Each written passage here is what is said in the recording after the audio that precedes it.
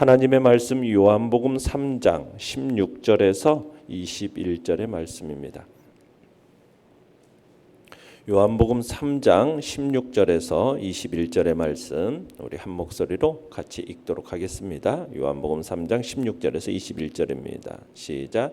하나님이 세상을 이처럼 사랑하사 독생자를 주셨으니 이는 그를 믿는 자마다 멸망하지 않고 영생을 얻게 하려 하심이라. 하나님이 그 아들을 세상에 보내신 것은 세상을 심판하려 하심이 아니요 그로 말미암아 세상이 구원을 받게 하려 하심이라.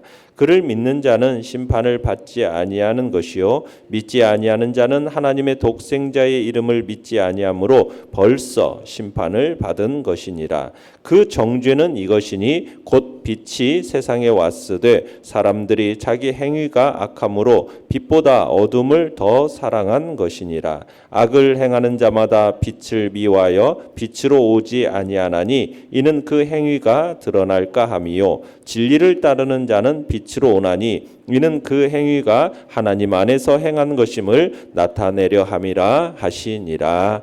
아멘. 오늘 말씀의 제목은 하나님의 독생자라는 제목으로 말씀을 나눕니다. 우리가 보고 있는 이 3장 1절에서부터 이후의 지금 오늘까지의 이야기는 니고데모와 예수님 사이의 대화 내용입니다. 그 부분 중에서 이제 후반부의 이야기인데요. 앞부분에서는 중생의 본질, 거듭남이라는 것이 무엇인지 그 본질에 대해서 얘기했고 그 거듭남, 중생의 그 선행 요건으로서 성도의 믿음에 대한 대화 내용을 이야기했습니다. 그러면서 이제 오늘 본문은 그 이야기에 이어서 독생자를 보내신 하나님의 사랑 그리고 하나님의 아들에 대한 믿음의 여부에 따른 구원과 심판에 대한 주님의 가르침을 이야기하고 있는 겁니다. 그러니까 어떻게 보면 오늘 말씀은 기독교의 정수라고 할 수 있는 구원의 진리를 가장 명확하게 보여주는 내용인 거죠. 어떻게 보면 모든 성경 말씀의 핵심이라고 해도 과언이 아닌 내용이 오늘 본문의 이야기인 겁니다. 그러니까 인간의 구원이라는 것은 하나님께서 이 세상을 사랑하심으로써 구원하기 위해 보내신 독생자이신 예수 그리스도를 믿음으로만 가능하다라는 것.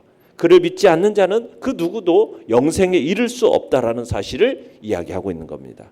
그러니까 하나님께서 오직 예수 그리스도만을 구원의 길로 방편으로 제시하셨음을 우리에게 보여주는 내용이 오늘 본문의 이야기입니다. 내용과 철문제 1번을 보시면 하나님이 독생자를 세상에 보내신 이유는 무엇입니까? 자, 16절을 다시 한번 읽어봅니다. 시작. 하나님이 세상을 이처럼 사랑하사 독생자를 주셨으니 이는 그를 믿는 자마다 멸망하지 않고 영생을 얻게 하려 하심이라. 자, 하나님께서 이 세상에 자신의 독생자를 보내시게 된 동기, 그 동기는 뭐라고 얘기하고 있습니까? 사랑이죠, 사랑. 그죠? 하나님이 사랑이라는 동기 속에서 자신의 독생자를 세상에 보내신 겁니다. 어떻게 보면 인류의 끊임없는 불신, 반역 이것에도 불구하고 하나님께서는 여전히 인간을 사랑하신다는 것. 이 사실이 참으로 놀라운 거죠. 우리는 인간으로 오셔서 십자가에 달리신 예수 그리스도를 볼 때마다 우리를 하나님께서 어떻게 사랑하셨는가 이걸 생각하고 감사해야 되는 것입니다. 우리가 하나님을 사랑한 것이 아닙니다. 우리는 하나님을 사랑한 적이 없어요. 그분이 먼저 우리를 사랑하셔서 우리 죄를 위한 화목제물로 그 아들을 보내주신 거죠. 하나님이 예수님을 보내신 목적은 무엇입니까? 목적은 죄에 빠져 죽게 된 인생을 구원하시려는 목적 가운데서 자신의 독생자를 이 세상에 보내주신 것입니다. 자, 17절도 읽어보겠습니다. 시작. 하나님이 그 아들을 세상에 보내신 것은 세상을 심판하려 하심이 아니요 그로 말미암아 세상이 구원을 받게 하려 하심이라. 자, 그 하나님께서 그 아들을 세상에 보내신 목적이 뭐라고요? 다시 한번 구체적으로 언급되고 있죠. 세상을 심판하기 위한 게 아니라 뭐 하기 위해서다?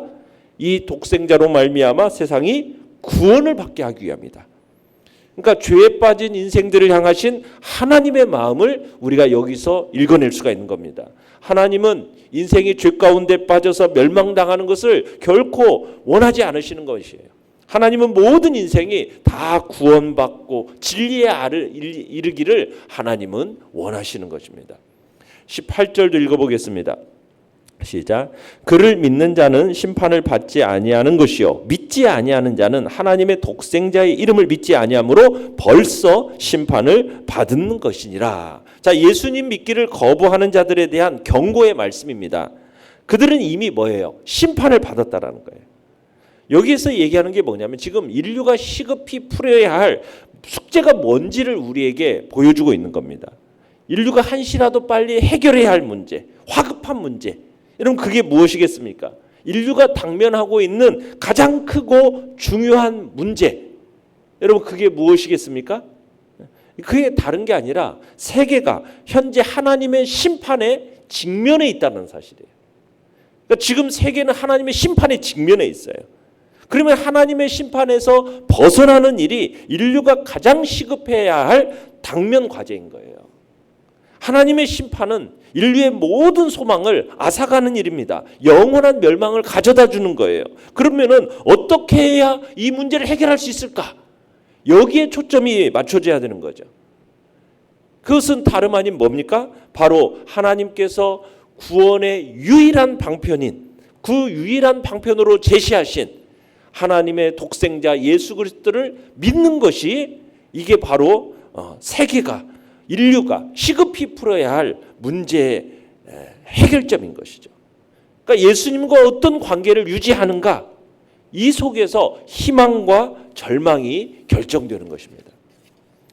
내용관찰 문제 2번을 보시면 하나님의 독생자의 이름을 믿지 않는 자는 벌써 심판을 받았다고 성경은 말합니다. 그 심판과 정죄는 무엇입니까? 자, 19절을 읽어보겠습니다. 시작. 그 정죄는 이것이니 곧 빛이 세상에 왔으되 사람들이 자기 행위가 악함으로 빛보다 어둠을 더 사랑한 것이다. 불신자들이 정죄받는 구체적인 이유는 무엇이라고 얘기합니까? 빛이 세상에 왔지만 자기 행위가 더 악해가지고 빛보다 어둠을 더 사랑한 것. 이게 바로 심판과 정죄라는 거예요. 그러니까 인간은 마땅히 빛을 사랑해야 돼요. 근데 빛을 사랑해야 됨에도 불구하고 대신에 도리어 뭘 사랑한다라는 겁니까? 어두움을 사랑한다는 거. 어두움을.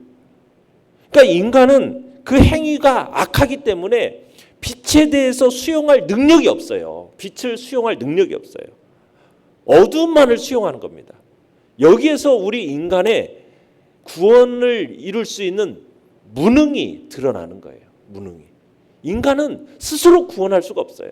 왜? 인간은 빛보다도 뭘 더 사랑하기 때문에 어둠을 더 사랑하고 받아들이기 때문에 우리 인간에게 있어서는 구원을 스스로 이룰 수 있는 능력이 전적으로 무능한 것입니다. 연구와 묵상 문제 3번입니다. 빛보다 어둠을 더 사랑한 것, 즉 빛으로 세상에 오신 예수 그리스도를 거부한 것이 심판이요 정죄인 이유를 생각해 봅시다. 자, 하나님의 독생자 예수님과의 만남이 우리를 빛으로 풍성한 생명으로 풍성한 기쁨으로 우리를 이끌어 주는 거예요.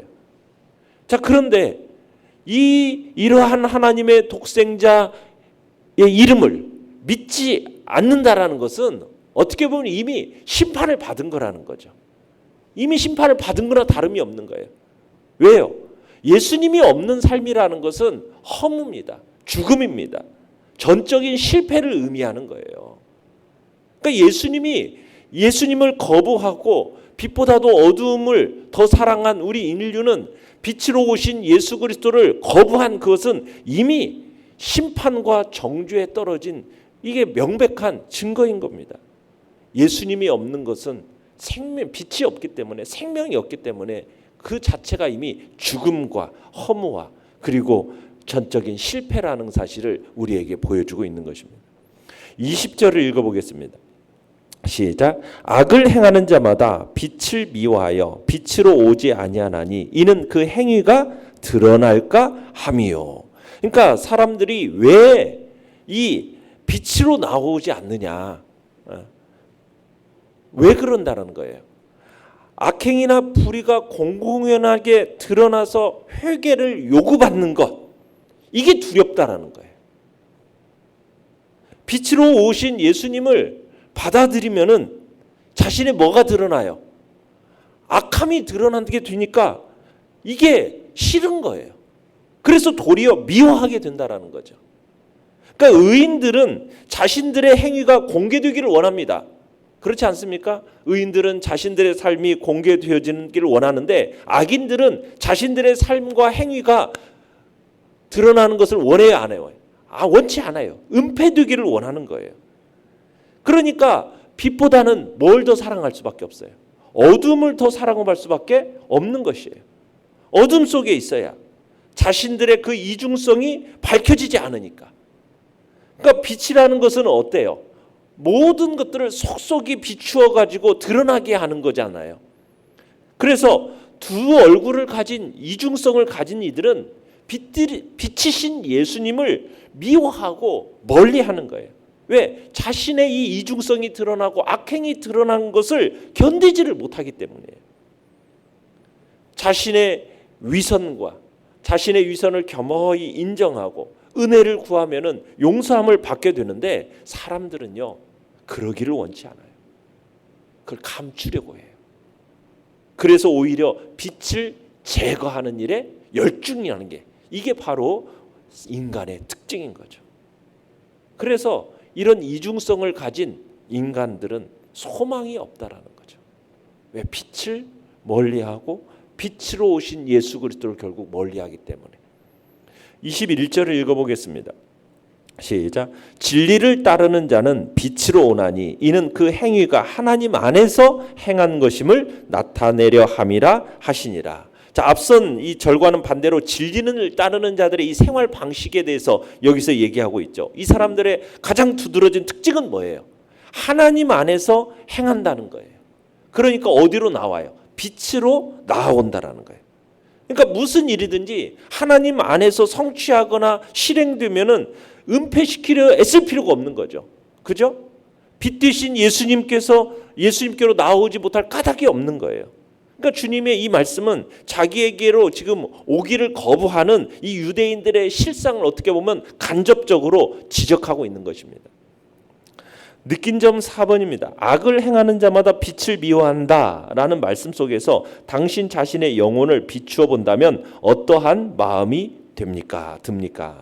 여러분, 다른 사람이 우리 자신의 허물을 지적할 때 그것을 겸허히 받아들이고 회개하는 사람은 은혜 받기에 합당한 마음을 가진 사람이에요.